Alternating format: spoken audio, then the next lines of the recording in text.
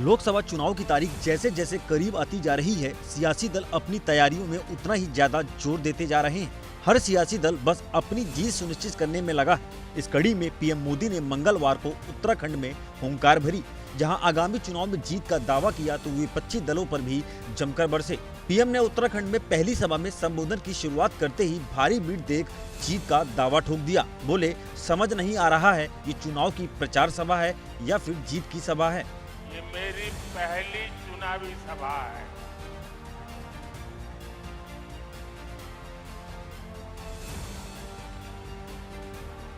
अब मैं तय नहीं कर पा रहा हूं ये प्रचार सभा है कि विजय सभा है। इसी दौरान अचानक से भीड़ में एक शख्स पर पीएम मोदी की नजर पड़ी, जो उनकी और उनके माता की फोटो लेकर पहुंचा था।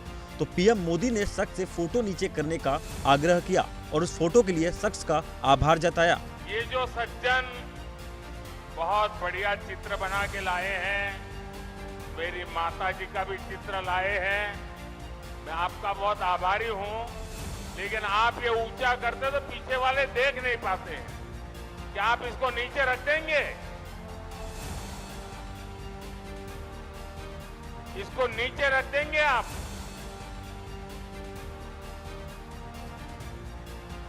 आपने मेरी बात मान ली, इसलिए मैं आपका हृदय से आभार व्यक्त करता हूं। पीएम मोदी ने आगे अपने संबोधन में विपक्ष की सरकार पर निशाना साधते हुए तंज कसा। कहा, हमारी सरकार ने जो भी कार्य 10 सालों में किए वो तो सिर्फ अभी टेलर है, आगे आगे देखिए क्या क्या होता है।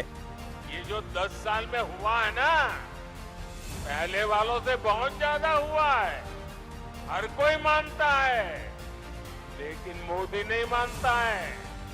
मोदी तो कहता है ये 10 साल में जो विकास हुआ है ना, वो तो सिर्फ ट्रेलर है, ट्रेलर। अभी तो बहुत कुछ करना है।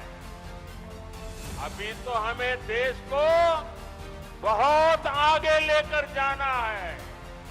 राहुल गांधी पर पीएम मोदी ने इशारों इशारों में हमला साधा और कांग्रेस पर बड़ा आरोप लगा दिया।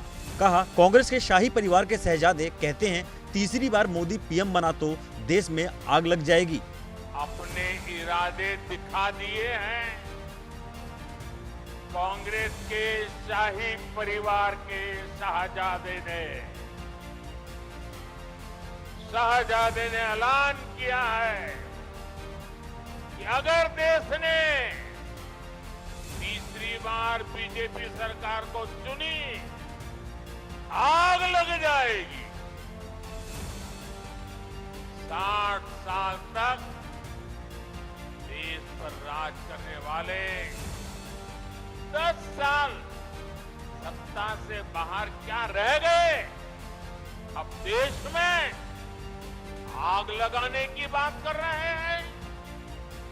क्या ये आग लगाने की बात आपको मंजूर है? क्या इस देश को आग लगाने देंगे? क्या आग लगाने की ये भाषा उचित है? क्या ये आग लगाने वाली भाषा लोकतंत्र की भाषा है? आग लगाने की बात पर पीएम मोदी ने लोगों से सवाल किया, क्या आप लोग ऐसे लोगों को सजा दोगे? साथ ही विपक्ष को चुन चुनकर साफ करने की अपील की। कहा, ऐसा करो कि इस बार ये लोग मैदान में भी न रह पाएं। ऐसे लोगों को सजा करोगे? पक्की सजा करोगे? चुन चुन करके साफ कर दो। इस बार इनको मैदान में मत रहने दो भाई।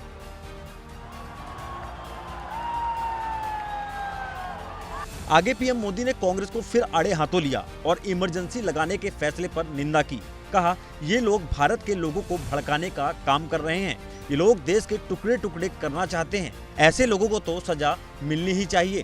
वो जनादेश के विरुद्ध लोगों को भड़काने में जुट गई। साथियों, कांग्रेस भारत को अस्थिरता की तरफ ले जाना चाहती, अराजकता में झोंकना चाहती। कर्नाटका में कांग्रेस के एक बड़े नेता ने दक्षिण भारत को देश से अलग करने की बात कही, दो टुकड़े करने की बात कही। आप मुझे बताइए, देश के टुकड़े करने की बात करने वालों को सजा मिलनी चाहिए कि नहीं मिलनी चाहिए?